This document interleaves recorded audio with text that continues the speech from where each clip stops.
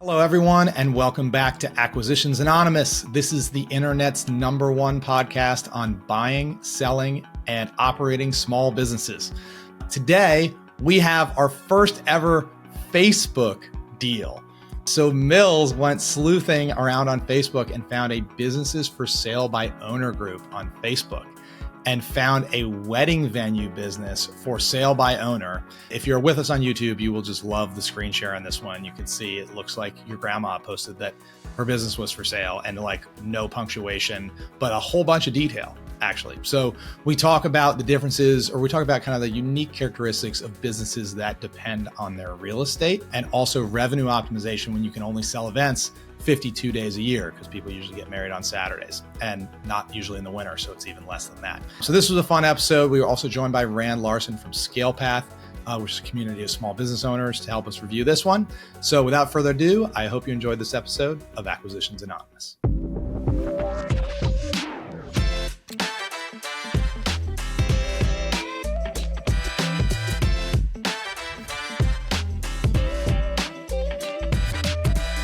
Hey everyone, it's Bill, and I want to tell you about maybe the most exciting sponsor we've had in a long time on the pod. It's called CapitalPad, and it is the thing that I wish existed when I started my journey of operating and investing in small businesses. So CapitalPad is a marketplace for acquisition entrepreneurs, that is, people who want to buy a business and need capital to list their deals and solicit capital from other people who want to invest in acquisition deals.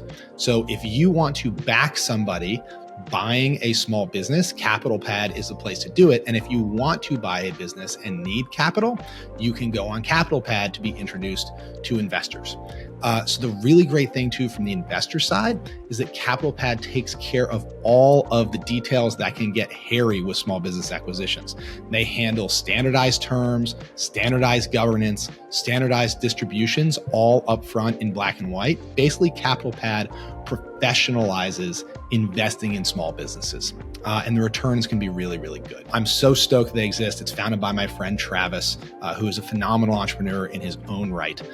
So if this sounds like something that is appealing to you, if you want to buy a small business and need capital, or if you want to invest in small businesses, go check out capitalpad.com and tell them that Acquisitions Anonymous sent you.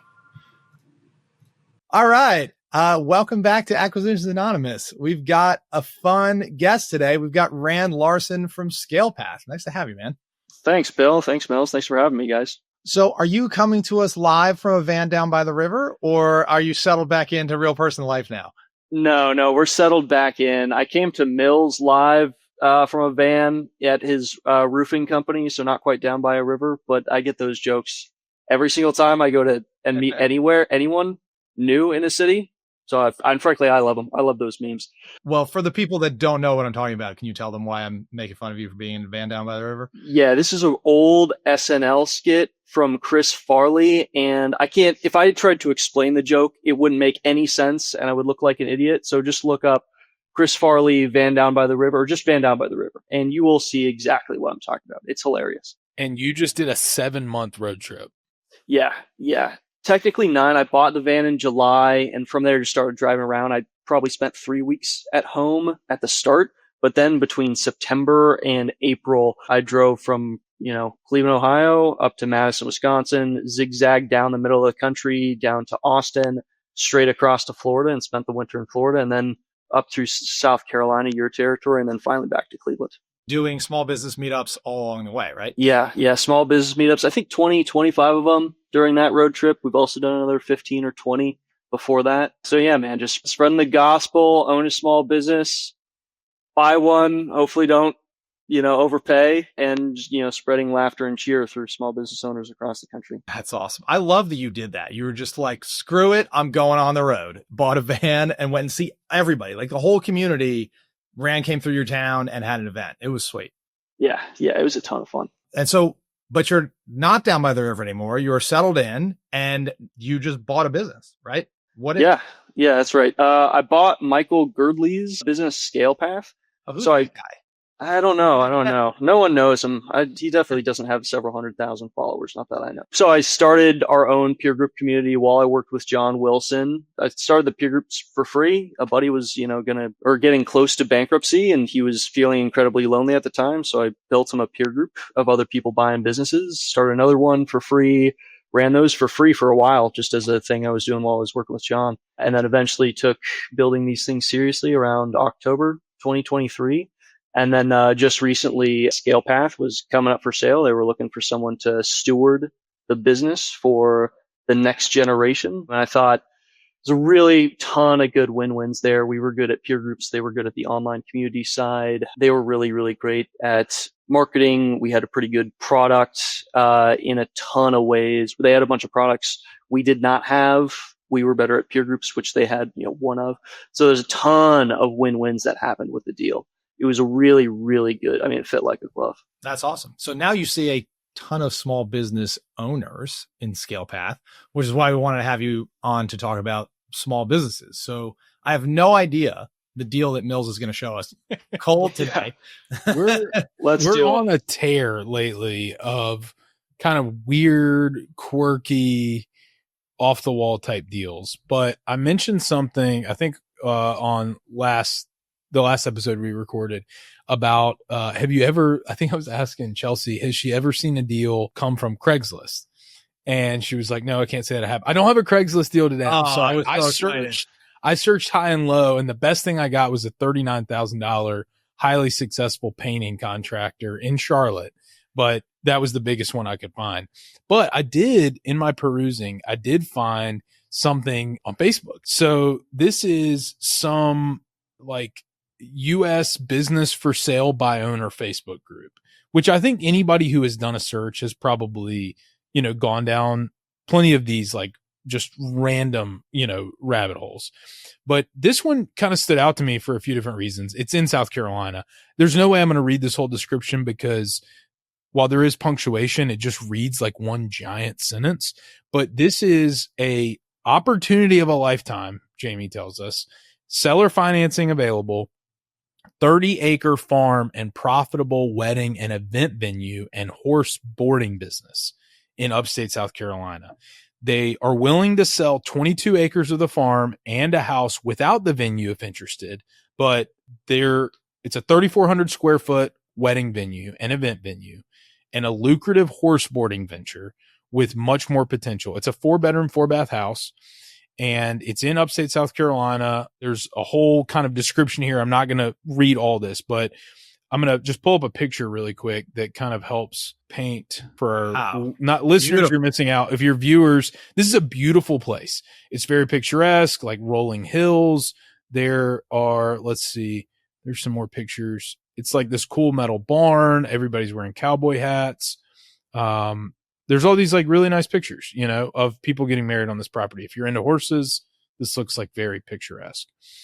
But there's actually some detail here that they give. So they say they describe the house and the property and all these different things, all the upgrades. This kind of reads like a real estate listing, like, 4-ton HVAC unit, septic tank's been maintained, like all this different stuff.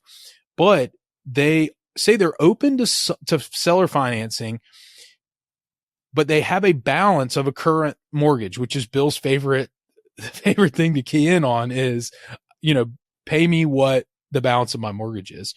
But they say they're asking $1.39 million for everything. They're accepting offers and willing to negotiate for a reasonable deal for both.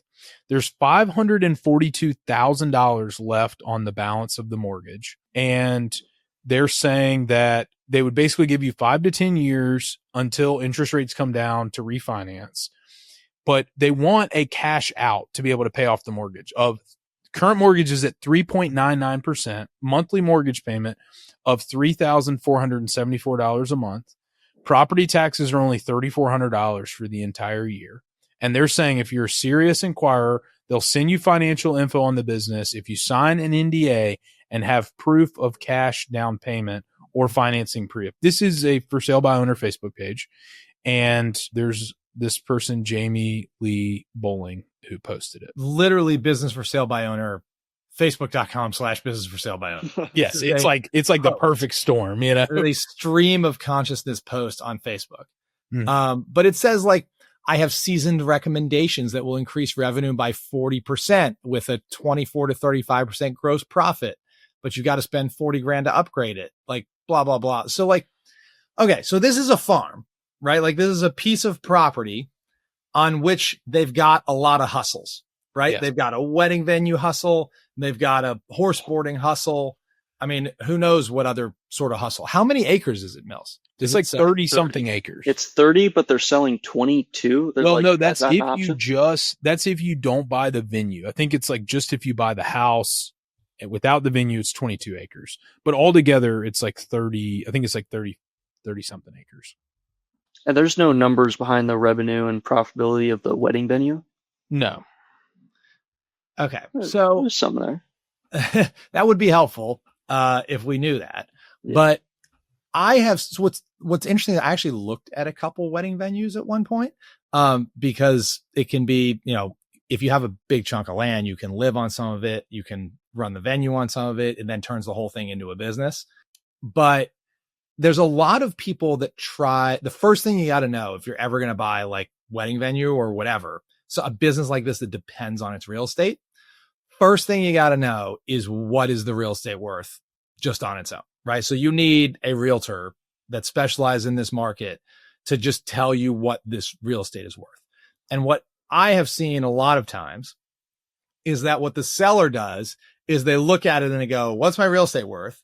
Plus, what if I frame this as a business? Like the value is higher, right? Like if it's a business at 3x cash flow or whatever, the value is higher. I'm going to sell it as a business. So you got to understand like what you're dealing with from a real estate perspective. And that's probably what I'm offering, just period. Unless you've got this is a famous venue, like there's a line out the door and around the corner where did a Kardashian get married here? Like, what are we talking about? Yeah. Like, I mean, this is defensibility on venue. Like there are lots of pretty places in the foothills of upstate South Carolina, Western North Carolina, et cetera, where you could have a pretty wedding venue. And candidly, like you could build one for not a ton of money if you already had the land. So I'm trying to separate out the business from the real estate here. And, you know, like to me, let's just talk about wedding venue business is a really fascinating business because I know tons of venues around here that are booked a year, 18 months, 2 years out. And they're each kind of remarkable in their own way, but there's not any element of it where it's like, well, if you don't get married here, you can't get married, right? It's not like if the plumber doesn't come to fix my toilet, then I can't use my house correctly. Like it's fairly discretionary. You can just choose different venues, but there is this subjective element where because of supply and demand and because of like perceived scarcity, most people only get married on Saturdays. It's a growing trend to maybe get married on like a Friday or Sunday, but you only have 52 weekends a year to sell. And so when you look at the businesses that do really well in the venue space, they get really good at revenue optimization. These folks have already figured out horse boarding because they've got the land and they probably are into horses anyways. But one of the things that I don't like about this that would be kind of contrary to like this is a rural venue, contrary to like a downtown or suburban venue, is that it's really difficult to rent this out Monday through Friday. Nobody is coming there for like a corporate lunch or a small conference. Like they might do a little bit of that, but the bulk of this business is 52 Saturdays a year you're on, and probably 200 people show up and they drive onto your property and then they leave, but it's only a day and it's hit or miss. Yeah, this isn't a business you can just throw a co-working center on top of and suddenly have recurring revenue. You have to get really, really good at building an entirely different business besides weddings for this to work. Or you got to get better at squeezing more juice out of the weddings. So like that is a huge thing. Like if you're just a venue, well, you know what? People are spending a lot of money. Catering, like priest, favors, DJ. Oh, but I mean, there's like table rentals, right? There's chair rentals. There's in the South, it's gotten really, really popular. There's a business in Charleston. All they do is go reclaim old church pews and set them up in fields for people. Like they're paying for the venue separately. And they're like, yeah, we'll bring you, 50 old church pews for people to sit in instead of chairs. Like there's all kinds of ways you can optimize revenue here. Like you said, catering, but a lot of times, even if they don't have a full commercial kitchen on site, they may have an affiliate agreement with a couple caterers that can, make the food off site and bring it in. And they say, hey, we're going to put you on our list of top 3 caterers and you're going to give us a kickback. Yeah. Well, that's the lightweight way to do it, is just get a kickback from the caterers. But like eventually you become a full turnkey venue. Yep. And the fact that they have a house, I will say, if it's just an outdoor venue and like a barn, then there's nowhere for the bride to get ready. There's nowhere for the wedding party to host, like all those kind of things. The fact that they have the house and the barn, and, it seems like most of these wedding pictures are kind of outside, you're charging separately for that. So there's ways to upcharge. I know somebody pretty well who does this in the greater Columbia area that is kind of very similar to this. It's a horse property. They have a barn. They converted the horse barn into like a place people could get ready with a nice shower. And pretty quickly, like they were booked a year out. Now, they kind of had to do some extra upgrades to their property, not for revenue optimization, but for just lifestyle optimization, because they're 365 days a year and there's people there 50 days a year, and they don't want them creeping all over their property and kind of bleeding the lines of like their, little safe haven and their kind of quiet space. I'm curious, if you're a searcher looking at this business, I always think like, how much of a pain is this going to be to run? Because you are the venue of the most important day in someone's entire life. You have to deal with what's it called? Like the nightmare mother-in-law. Like people have entire jokes. Bridezilla. Yeah. And I'm just curious, like how much as a venue is this, you're just the venue, everyone else is like a different contractor that you recommend, you take a big step back, or if you get hands on, how much of this is going to be you managing 15 different businesses, catering business, rental business, venue? Like how much of this just becomes a massive, you running 15 different companies in one small location? With very high stakes, because the bride will kill you if it doesn't go off perfectly. And so I used to own a business that catered to weddings, which was called Text My Guests. So this came out of, Mills maybe knows the story, but when I got married in 2018, we got married in Charlotte, North Carolina at a wedding venue, not an outdoor venue, but like an urban venue. And I wanted to schedule a bunch of text messages like, hey, the ceremony is starting, put away your phones, or, the first dance starts in 5 minutes, please take your seats, or, join us for the after party at wherever. And so I built a tool called textmyguests.com that was pre-scheduled text messages. So you could kind of guide your whole crowd through the day. And then I also set it up so the guests could text back photos, which turned out to be the real differentiator. So the bride could get a whole bunch of photos from people. So I set this up at my wedding and just like let it rip. And all my guests loved it. And I turned it into a SaaS product. So we got to the point where like we were doing a bunch of weddings, but it was so weird because it was totally dead during the week. And then like the support tickets would go bananas on Friday and Saturday. Right. And they would expect like 5-minute turnaround because they're like, the bride is like at her wedding and it's like, I got to figure this out, or this didn't work. And it was very stressful. And that was one of the reasons I had my wife running the business. And so we had kids and she was like, I can't keep dealing with these ladies, like they're too intense, and it was like all at once, like on Saturday. So there are businesses like this that will ruin your, like restaurants are one of these, like nights and weekends, like all your nights and weekends are consumed. So I have a rule against nights and weekends businesses. And while sounds like your wife has a rule against nights and weekends. Yes, our family has a rule against nights and weekends businesses. They can be great businesses. Like I'm sure wedding venue is great business, but like as a searcher, if this is a venue, like you probably got to be there or be darn close, and you got to know the caterers around town, and you got to make sure it goes off without a hitch. And if you get good at that, you will develop a reputation for that, and it will be good for business. But if you're not good at it, your business will evaporate quickly. Are you ready to take the leap into business ownership, but you don't know where to start? Well, look no further than Acquisition Lab, the premier resource for entrepreneurs seeking to buy their dream business. Founded by Harvard MBA and acquisition expert Walker Deibel, the lab is your fast track to success in the search, diligence, and acquisition process. With hands-on support, world-class resources, and a community of like-minded entrepreneurs, Acquisition Lab gives you the tools and confidence to navigate every step of the journey. And we're proud to call Walker and Chelsea, the lab's director, longtime friends of the podcast. They're passionate about helping entrepreneurs like you take the next big step. So don't wait to make your business ownership dream a reality. Visit acquisitionlab.com today to learn more and schedule your free consultation. And when you do, be sure to tell them the Acquisitions Anonymous podcast sent you. The ceiling on this is low. I mean, I think best case scenario, we don't have any numbers here, but I'm thinking best case scenario, you're not doing more than $1 million in revenue. I think you can get to 2. You think you get? I know.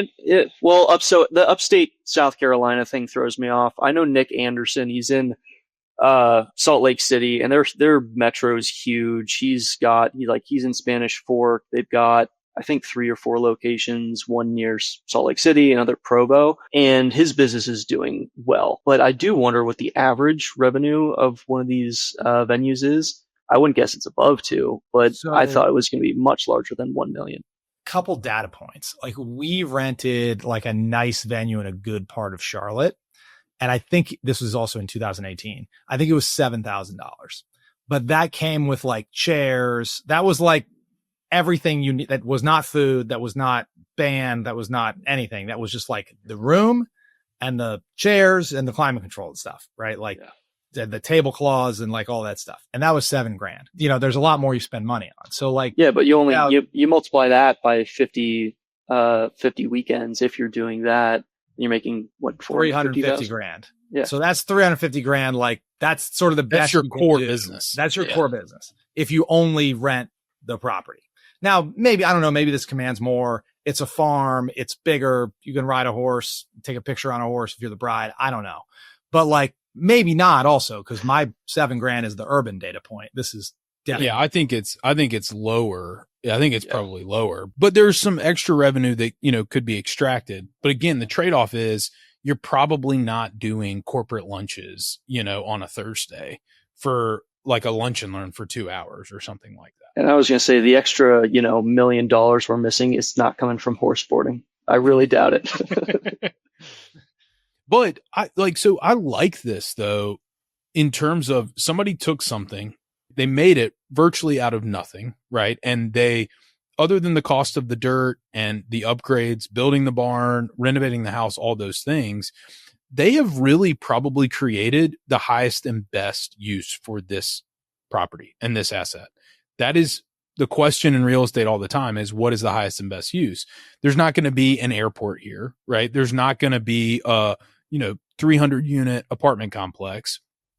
This is probably the highest and best use. And for the existing owners, they figured out ways to maximize the heck out of it and probably not just pay their mortgage, not just cover the cost of, taking care of their own horses. Now they're generating revenue from taking care of other people's, but this is a extension of a lifestyle and kind of a lifestyle business. Yeah, absolutely. This is also great if you are, you want a land bank or something, or you think this land is in the path of progress in this town, or you've got another business in the town, or you own a catering company and you want to vertically integrate. I mean, there's a lot of reasons this can make sense. I don't know. This is like your pure searcher deal where you're just going to buy it and as a purely financial investment. Yeah. If this was a business, it's in and around it, I think. Yeah. It's practically a startup. Yeah. I think the buy or build equation is probably upside down on this. You would want to build a wedding venue into something else that you already own that it was complementary with, or already own something complementary and buy into this wedding venue.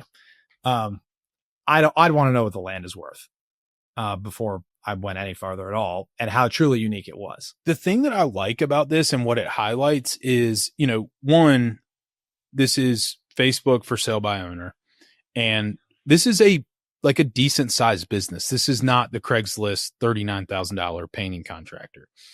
But look at how much info they provide. You could probably, we didn't poke around, but you could probably, find this property, figure out exactly where it is. You could look it up on the tax maps. Like, you could get all the data around the property. but look at how flexible they are. You know, they're accepting offers. They have a stated asking price, but they're accepting offers.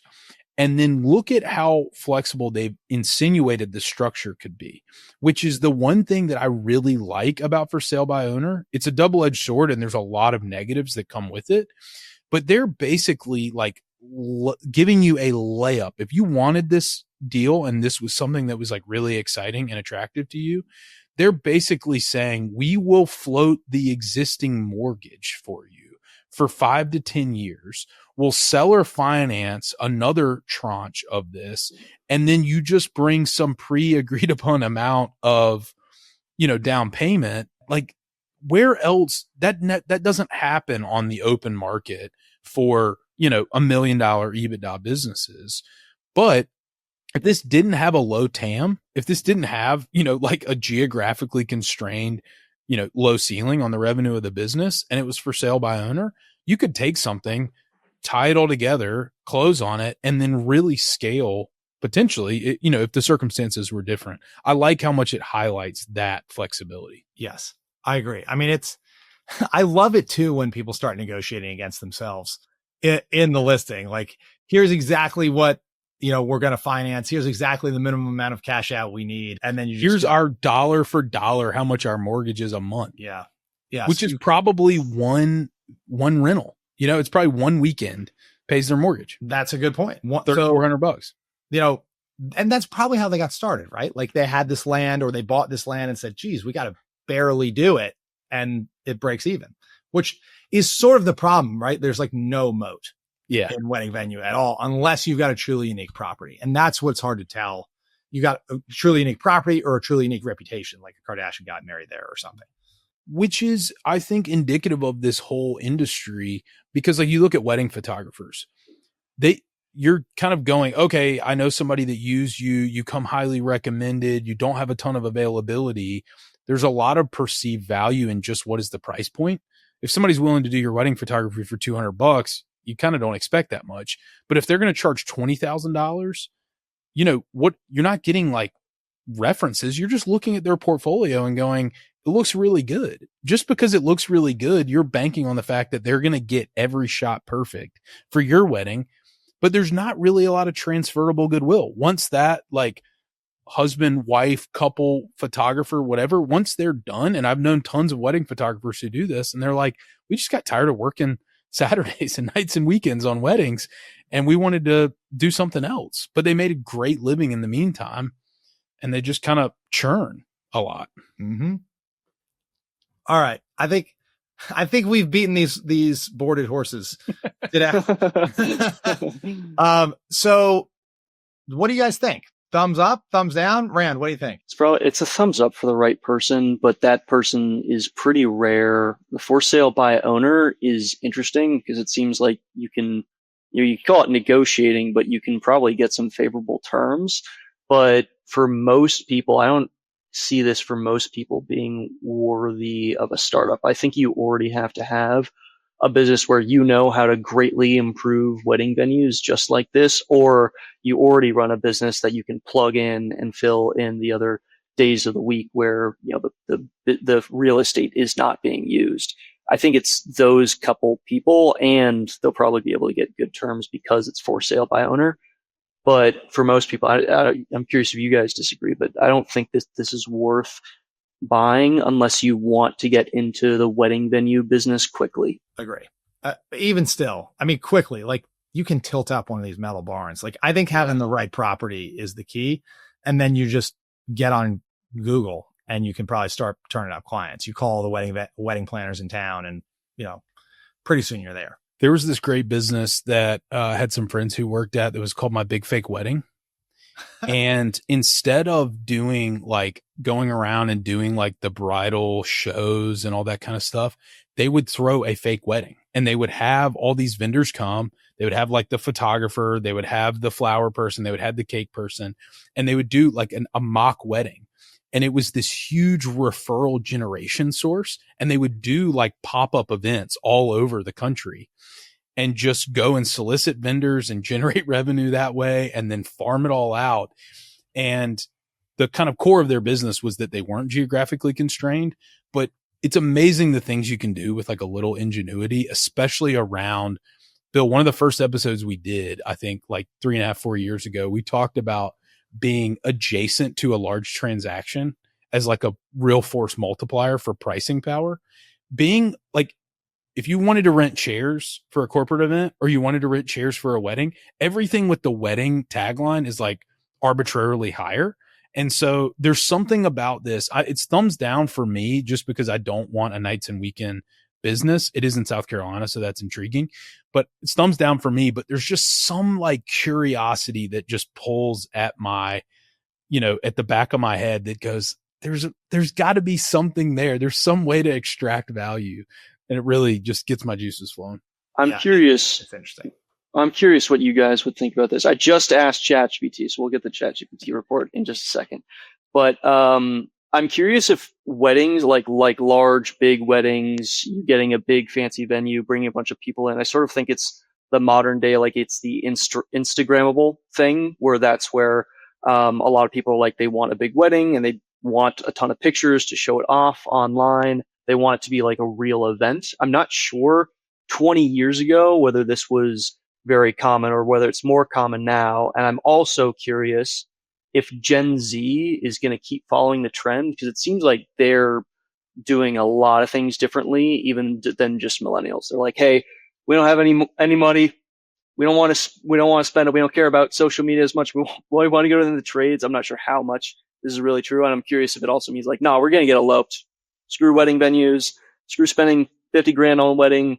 Like, we're going to take a vacation, get eloped. Your immediate family, my immediate family. That's it. Something like that. I think, that it could be kind of in a just secular decline in terms of the demand. I think in the South, you're probably a little bit insulated from that. It's a little bit more traditional, but yeah, like Gen Z is not drinking as much. Like there's a lot of kind of maybe headwinds for this, long-term in terms of demand. I don't know. I think people are going to want to conspicuously consume and post about it on Instagram for a while. Look at me. I mean, like Instagram has inflated crazy weddings, not deflated them. Mm-hmm. I think this is status signaling at its purest. I don't think AI is going to make that go away. I'm not sure if I'm making this up, but at least this is what my parents told me, is like traditionally the father of the bride pays for the wedding. And then that means that they've got that baby boomer. I just sold my business, bought a house in Maui in 1972 money. And maybe that's what's funding all these weddings. It's not the Gen Zs that are getting married and paying for it. I think absolutely. Absolutely.